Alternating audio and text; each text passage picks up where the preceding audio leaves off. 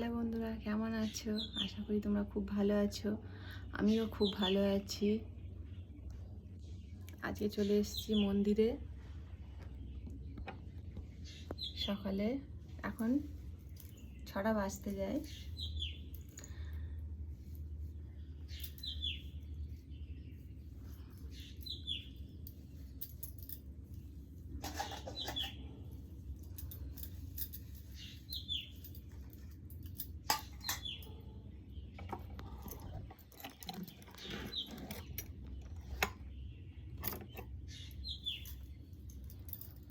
তোমরা তো জানো আমি খুব সকালে ভোরে মায়ের সেবা দিই।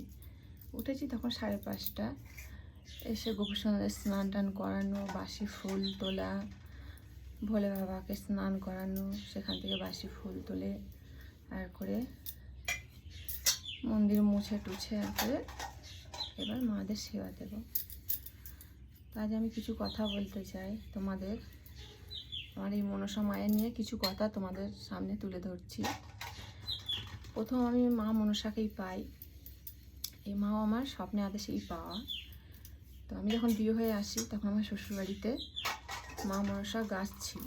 তো ওখানে সকলে, বাড়ির সকলে, মানে আমার জায়েরা শনি মঙ্গলবার দশহারায় দুধ কলা দিয়ে সেখানে পুজো দিত। আমি আসার পর দিতাম। দিতে দিতে বেশ কিছুদিন গেল। তারপর আমার মেয়ে সন্তান হলো। মেয়ে সন্তান হওয়ার পরে মেয়ে তখন সবে বসতে শিখেছে। তখন মা আমায় স্বপ্ন দিত, যে স্বপ্নতে দেখছি আমি খুব মোটা মোটা লাল ড্রেস পরা পুরোহিতরা আমাকে ধরে মন্দিরে নিয়ে যাচ্ছে পুজো দেওয়ার জন্য। বলছে চল পুজো দিবি চ মন্দিরে, চল পুজো দিবি চ মন্দিরে। তো তখন আমি ওকে কিছু বুঝতাম না। একদিন গেল, দুদিন গেল, 3 দিন গেল, 4 দিন গেল। তারপরে একদিন হঠাৎ দেখছি, তো আমি বলছি না, আমি এখন পুজো দিতে পারবো না, আমি যেতে পারবো না, পুজো দেবো না। তো বলছে পুজো দিবি না, ঠিক আছে তাহলে তোর মেয়েকে আমি বলি দেবো। বলে আমার মেয়েকে ধরে নিয়ে গিয়ে মনসা গাছের তলায় নিয়ে গিয়ে বলি দিচ্ছে। তখন আমি বলছি না না, আমি পুজো দেবো, আমার মেয়েকে বলি দিতে হবে না। দেওয়ার পর ছেড়ে দিল। দেওয়ার পর আমি তখন একটু মাথায় ভাবলাম যে এই জিনিসটা আমার সঙ্গে কেন বারবার হচ্ছে। তখন আমার বর বাইরে থাকতো, অত মিলিটারিতে চাকরি করতো, তখন বাইরে থাকতো, আমি বাড়িতেই বাচ্চা নিয়ে থাকতাম।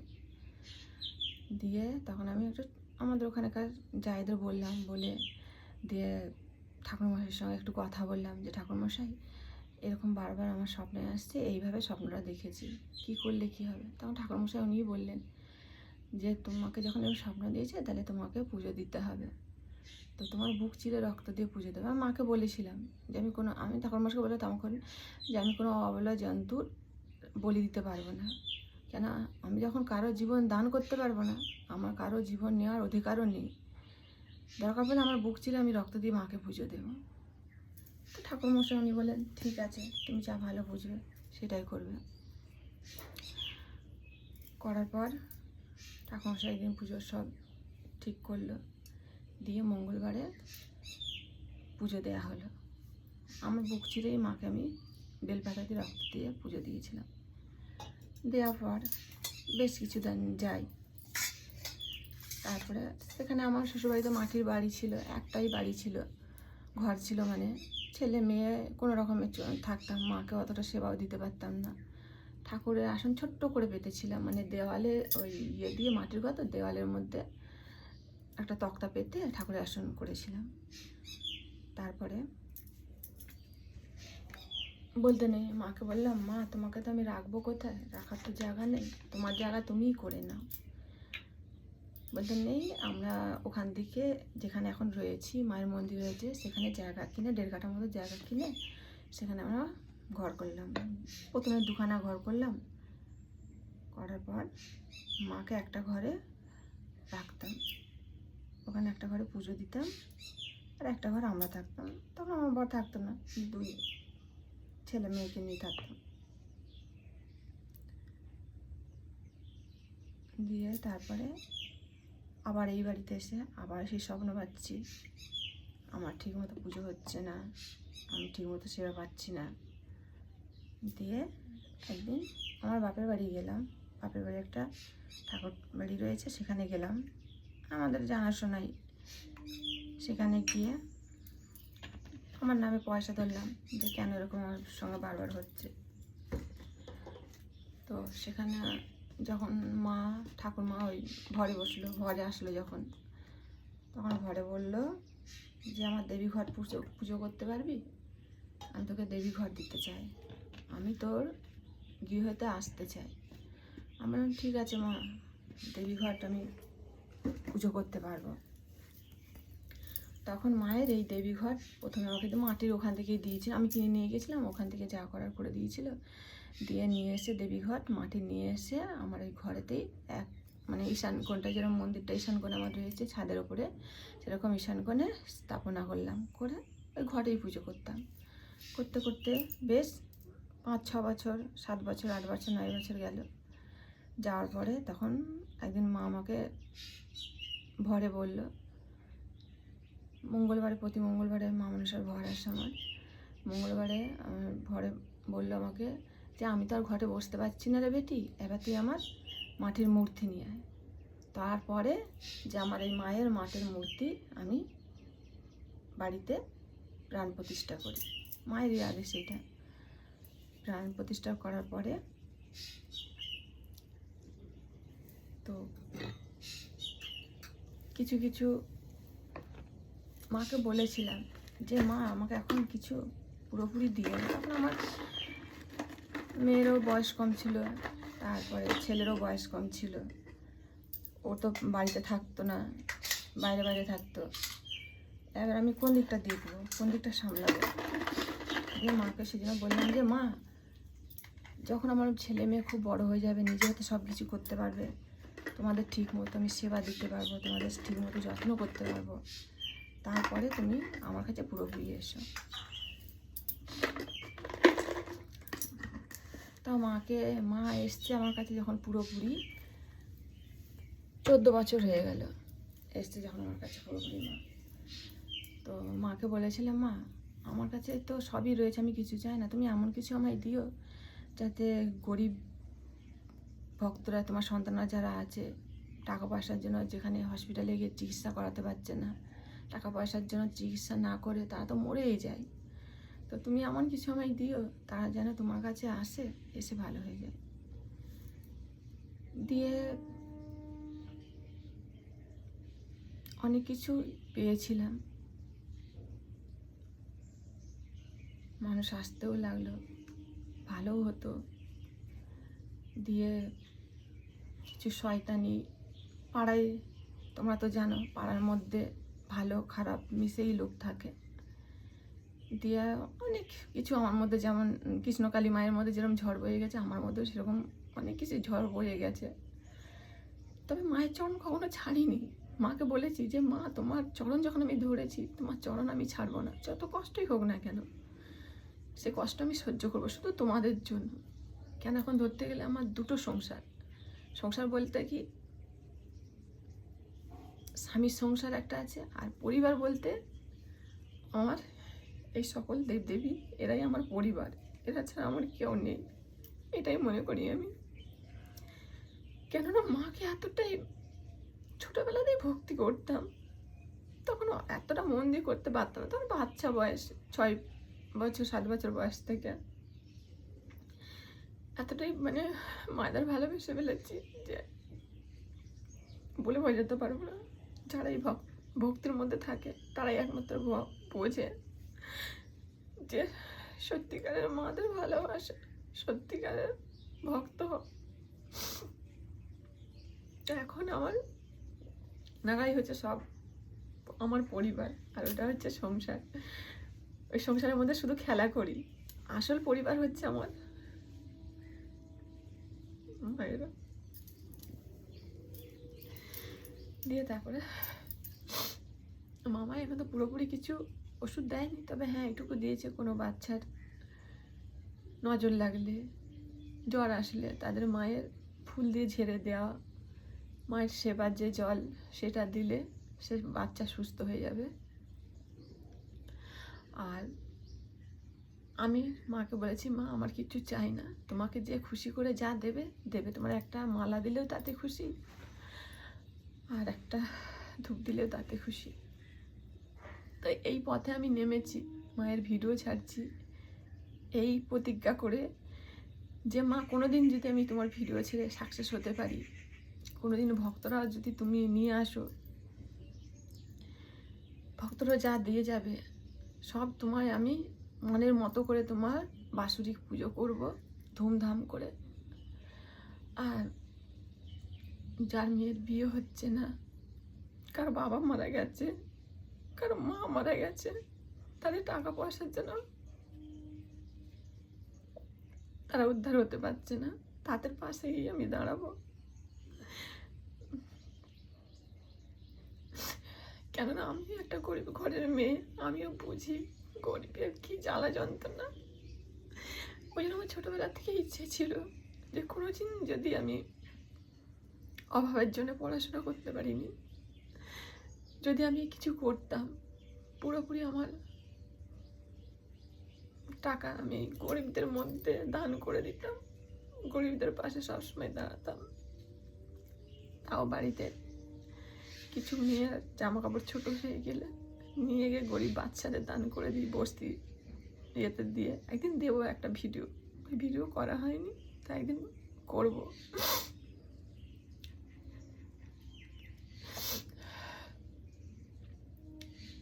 এই যে আজ কলকাতা যে আরজি হসপিটালে যে ঘটনাটা ঘটলো, খুব যন্ত্রণা। কেননা আমিও তো সন্তানের মা, আমারও মেয়ে বেরোই বাইরে, চিন্তা হয় কখন বাড়ি ফিরবে, তো ফিরতে পারবে না। কেন মা তো, মায়ের কাছে সবারই সন্তান সমান, আজ ওই সন্তানের হয়েছে, কতটা কষ্ট, কত যন্ত্রণা, কত বেদনা, কত না কষ্টই পেয়েছে। ভগবানের কাছে এটাই বলি যে ভগবান যেখানেই থাকুক না কেন সেই সন্তান, তুমি ওকে ভালো রেখো, সুস্থ রেখো, আবার নতুন করে ওকে জন্ম দিও। আর প্রত্যেক মেয়েদের বলবো, সরকার, পুলিশ প্রশাসন কিচ্ছু করতে পারবে না মেয়েদের জন্য। আমরা কি নিজের মতো করে বাঁচতে পারবো না? নিজের মতো করে বাইরে বেরোতে পারবো না? তবে আমাদের নিজেদের লড়াই নিজেদেরকেই লড়তে হবে। প্রত্যেক মেয়েদের আমি বলছি, তোমরা যখন বাইরে বেরোবে সবসময় তোমাদের কাছে একটা অস্ত্র রাখবে। মরবো তো মেরেই মরবো, আর বাঁচবো তো লড়াই করেই বাঁচবো, এটা সবসময় মনের মধ্যে জোর নিয়ে আসবে, দেখবে তুমি অনেকটাই জোর পাবে। প্রত্যেক মেয়েকে বলছি আমি, প্রত্যেক মায়েদের, মেয়েদের, বোনেদের, তোমরা যখন বাইরে বেরোবে তখন তোমরা তোমাদের সঙ্গে এরকম একটা ছোট হোক ছুরি সবসময় তোমাদের কাছে রাখবে। দেখবে কোনো বিপদ হতে তাকে কিছু না করতে পারলে একটু আঘাত তো করতে পারবে।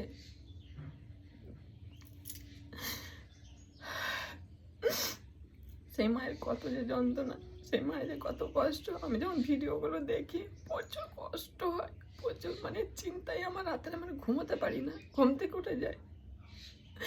আমরা কি দেশ স্বাধীন হয়ে যায়, কিন্তু মেয়েরা এখনো স্বাধীন হতে পারিনি। সেই জন্য নিজেদের স্বাধীনতা নিজেদেরকেই বের করে নিতে হবে, লড়াই করতে হবে, মনে জোর নিয়ে আসতে হবে, কখনো মনকে কমজোরি করবেন না, সবসময় মনে জোর নিয়ে আসবে। আর সবসময় বাইরে বেরোবে যখন, সঙ্গে আমি যেটা বলে দিলাম সেটা সবসময় রাখবে। কিছু না হোক কিছু তো করতে পারবো। এখনো যে শয়তানগুলো এইভাবে অত্যাচার করেছে তারা বোঝে না, যখন মেয়েরা রণচণ্ডী রূপ ধারণ করে, মা দুর্গা রূপ ধারণ যখন করে না, তখন তাদের মধ্যে কি একটা শক্তি আসে সেটা মানে বোঝে না। সেরকম রূপ ধারণ করবে, সেরকম রূপ নেবে, দেখবে আপনি আর মারা শক্তি তোমায় তখন দিয়ে দেবে।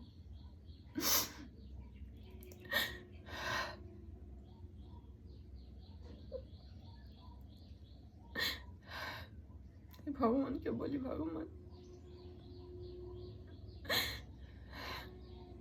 যারা ভালো মানুষ হয় তাদের মধ্যে দিয়ে কি সব ঝড় বয়ে যায়?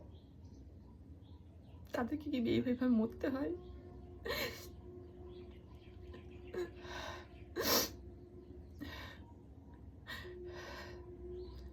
আমি কিন্তু ভয় পাই না, একটুকু ভয় পাই না।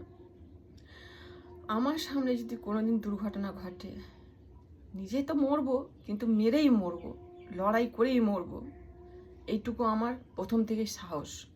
কেন আমি প্রথম থেকেই চেয়েছিলাম আমি দেশের হয়ে লড়বো, দেশের হয়ে কোনো কাজ করব, কিন্তু সেটা আমার ভগবান কপালে দেয়নি।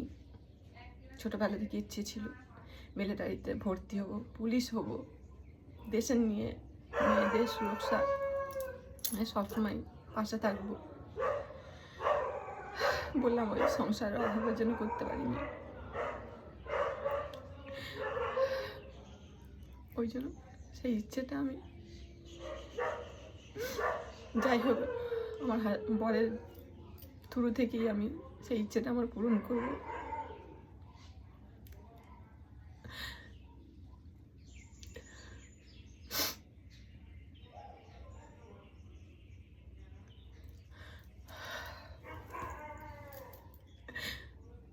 যখন সেই মাকে কাঁদতে দেখে হা হা করে বুকটা ফেটে যায়, কেন আমি একটা সন্তানের মা। প্রত্যেক মায়েরা বোঝে সন্তানের কি যন্ত্রণা, কই কষ্ট।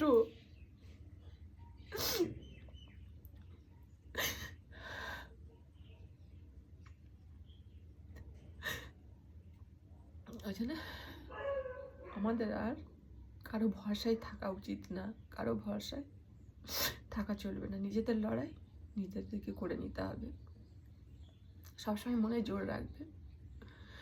আমি একটা কথা বলছি, সবসময় মনে জোর রাখবে।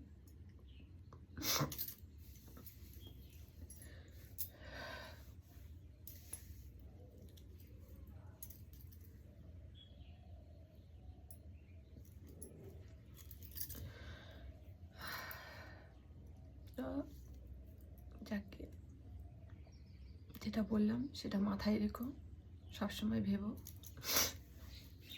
আর মা মনসাকে আমি আজ 4 বছর হলো মা আমার ঘরে, মানে মাটির মূর্তি প্রাণ প্রতিষ্ঠা করেছি। তো কিছু কিছু ওষুধ পেয়েছি আমি, যেমন ধরো কোনো মায়েদের সন্তান হচ্ছে না, মা মনসার ওষুধ তাদের খেয়ে সন্তানও হয়েছে। যে এক মা এসেছিল ওষুধ খেয়ে, তার একটা ছেলে হয়েছে। আর মায়ের এটা আদেশ যে সন্তান হলে ফটো একটা বাঁধিয়ে দিয়ে যেতে, যাতে মা সবসময় সেই সন্তানের বিপদ থেকে রক্ষা করে। কেননা মায়ের সন্তান তো, মায়ের দায়িত্ব তাকে দেখা। তো আর একটা মা এসেছিলো, সেই মায়ের ওষুধ খেয়ে তারও সন্তান হচ্ছে, মেয়ে হয়েছে বলে তার খুব রাগ। কেউ যে প্রথম আমার ছেলে হলো না কেন, মেয়ে হলে ভালো, মানে মেয়ে হয়েছে বলে মন খারাপ। দেখো এগুলো তো আমাদের হাতে না, এগুলো সব ওপরওয়ালার হাতে। যদি বা হচ্ছিল না, তবু তো হয়েছে। কে কজন বোঝে বলো? সে বোঝে না। সে আর ফটো দিয়ে যেতে বললাম, দিয়ে সে গেল না, আর সে এলোও না। সে যাজ্ঞা। আমি এখান থেকে মাদের বলি যে তুমি যাদের যাদের সন্তান দিয়েছো, সেই সন্তানগুলোকে সবসময় বিপদ থেকে রক্ষা করবে, সবসময় তুমি তাদের পাশে থাকবে। তো এই মা দিয়ে গেছে, এই যে মায়ের কাছেই সবসময় থাকে।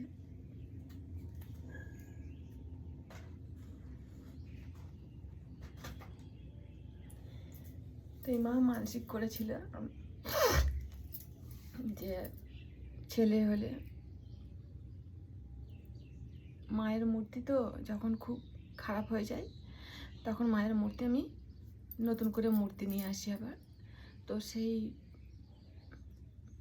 ভক্ত বাবা মায়ের মানে মানসিক করেছিল যে মায়ের মূর্তি দেবে। তো আমাকে একদিন বললে যে মা মায়ের মূর্তি কবে আবার তুমি, বাৎসরিক পুজো হচ্ছে আমার মায়ের চৈত্র মাসে পঞ্চমী ধরে হয়। তো সেই বাবা বললো যে মা এবারে পুজো হলে আমাকে একটু আগে জানিও, কেননা আমি মানসিক করেছিলাম আমার ছেলের বেলায় যে ছেলে হলে আমি এবারে মায়ের মূর্তি দেবো। তো আমি বললাম ঠিক আছে বাবা, জানাবো। সেই মা শাড়ি দিয়ে দক্ষিণা দিয়ে মাকে পুজো দিয়ে গেছিলো। তার শাশুড়ি খুব খুশি নাতি হয়েছে বলে, সে তার শাশুড়ির একটা শাড়ি দক্ষিণা দিয়ে ফলমূল দিয়ে মাকে পুজো দিয়ে গিয়েছিল।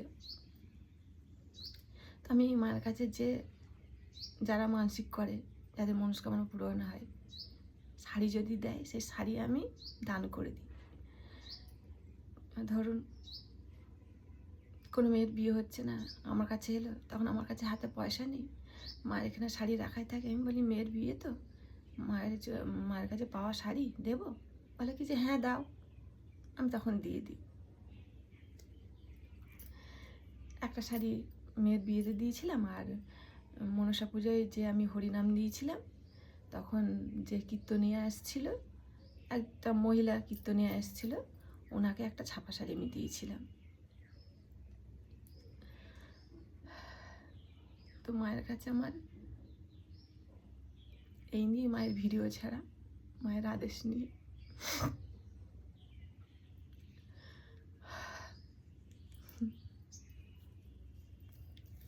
ঠিক আছে। আজকে মঙ্গলবার,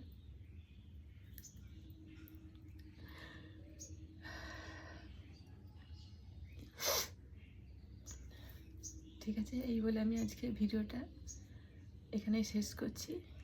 তোমরা ভালো থেকো আর সাবধানে থেকো, বাইরে বেরোলে যেটা বললাম সেটা নিয়ে বেরোবে। আর মা তো সঙ্গেই আছে সবসময়, ঠাকুরকে ডাকবে, তোমাদের আপনি আপ দেখবে শক্তি এসে যাবে। তোমার যেই মাকে ভালো লাগে, যেই ভগবানকে ভালো লাগে, ভগবানের মা নাম নিতে পারো, মা মনসার নাম নিতে পারো, মা রক্ষাকালীর নাম নিতে পারো, মা দুর্গার নাম নিতে পারো, মা জগদ্ধাত্রীর নাম নিতে পারো, যেইটা ভালো লাগবে সেই মায়ের নাম নিয়ে, ভোলে বাবার নাম নিতে পারো, মহাকাল ভোলে বাবার নাম নিয়ে, তখন তোমরা দেখবে তোমাদের আস্তে আস্তে শরীরের মধ্যে একটা শক্তি পাচ্ছ। এই কৃষ্ণকালী মায়ের নাম নিতে পারো, তার নাম জপ করতে পারো।